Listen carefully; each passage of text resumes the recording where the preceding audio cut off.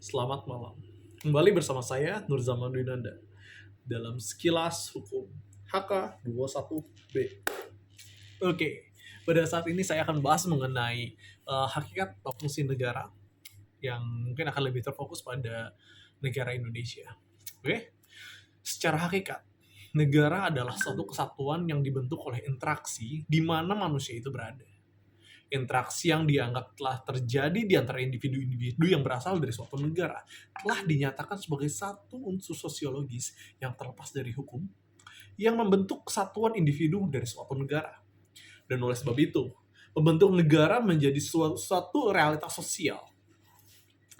Berangkat dari pemikiran ini, bahwa negara menjadi suatu kesatuan individu, maka perlu adanya fungsi negara yang jelas dan terarah untuk mengcover segala persoalan-persoalan individu yang telah mengemuka.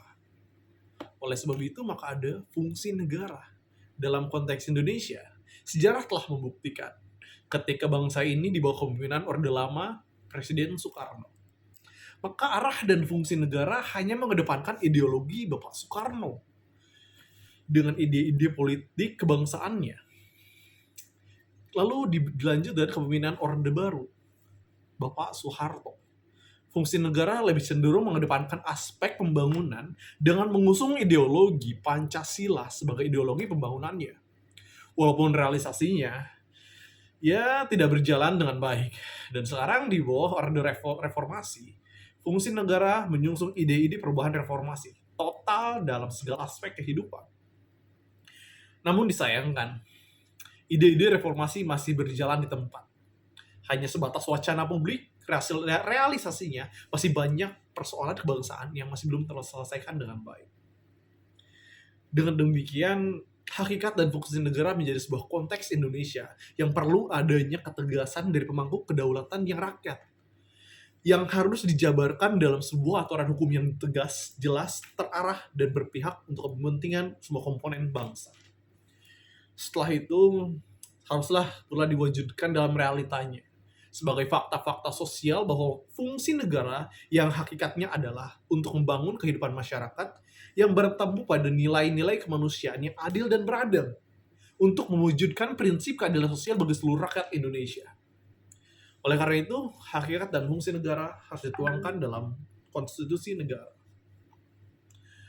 Pengertian negara yang diutarakan oleh para ahli ketatanegaraan sangat beraneka ragam dan sudut pandang yang sangat berbeda. Ahli hukum akan menjelaskan mengenai hukum, ahli sosiologis juga akan menjelaskan mengenai fungsi negara dalam ahli sosiologis. Namun, semua ahli bersependapat bahwa negara itu harus ada. Apapun bentuknya, karena adanya masyarakat, maka adanya negara pun harus diperlukan. Negara sebagai kesatuan individu-individu yang terorganisir dan mendiami sebuah wilayah serta berdaulat.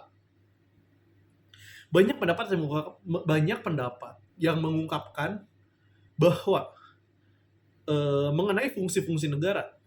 Akan tetapi ada sebuah pendapat yang sangat menarik bagi saya, yang mungkin telah digunakan juga di beberapa negara modern lainnya, yaitu pendapat John Locke, bahwa fungsi negara bisa dilihat dari 3 hal. Fungsi pertama yaitu fungsi legislasi, yakni fungsi yang membuat undang-undang dan peraturan. Fungsi kedua adalah fungsi eksekutif, fungsi untuk melaksanakan peraturan. Dan ketiga adalah fungsi federatif, yaitu fungsi untuk mengurusi urusan luar negeri dan urusan perang dan damai.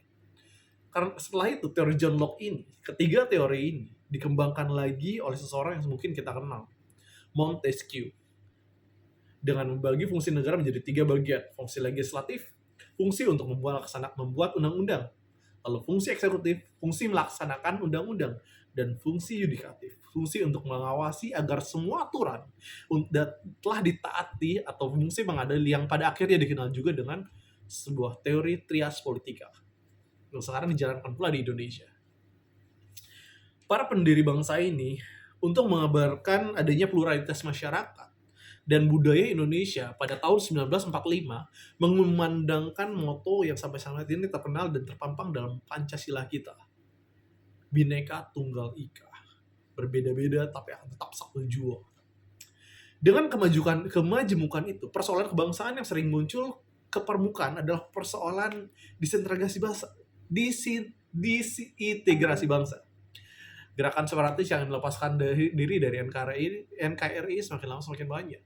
Mungkin kita pernah mendengar dulu gerakan OPM, Organisasi Papua Merdeka, GAM, Gerakan Aceh Merdeka, dan gerakan-gerakan separatis lainnya yang berusaha untuk memecahkan atau melepaskan diri dari NKRI, Negara Kesatuan Republik Indonesia. Karena itu adalah salah satu mungkin tantangan untuk menyatukan banyaknya budaya menjadi satu tempat. Persoalan kebangsaan lainnya adalah korupsi, kolusi, dan nepotisme. Ini adalah persoalan yang sangat sulit untuk dituntaskan. KKN sudah menjadi darah daging di Indonesia. Terlebih lagi mungkin korupsi.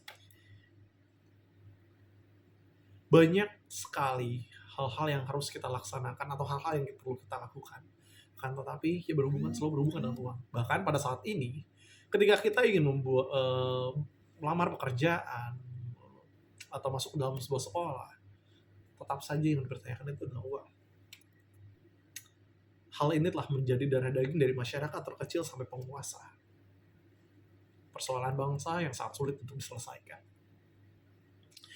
Persoalan gerakan radikalisme yang mengatasnamakan agama, yakni terorisme, masih menjadi persoalan kebangsaan yang belum juga terselesaikan. Sewaktu-waktu datang menyebarkan teror, bom bunuh diri di tempat-tempat umum atau peribadahan hingga memakan korban jiwa yang tak bersalah. Sungguh kasihan. Sementara itu, aspek penegakan hukum dan supremasi hukum masih menjadi persoalan kebangsaan, di mana masyarakat kecil masih merasa keadilan itu sangat sulit untuk didapatkan. Seperti sebuah perkataan yang pernah saya dengar sebelumnya, bahwa keadilan itu bukan didapatkan, akan tetapi diperjuangkan. Ada seorang dosen mengatakan kepada saya bahwa keadilan tertinggi itu adalah ketidakadilan itu sendiri. Karena keadilan bagi seseorang, belum tentu keadilan bagi orang lain. Cukup sekian, Nur Zaman Yunana dalam Sekilas Hukum. Enjoy your watch.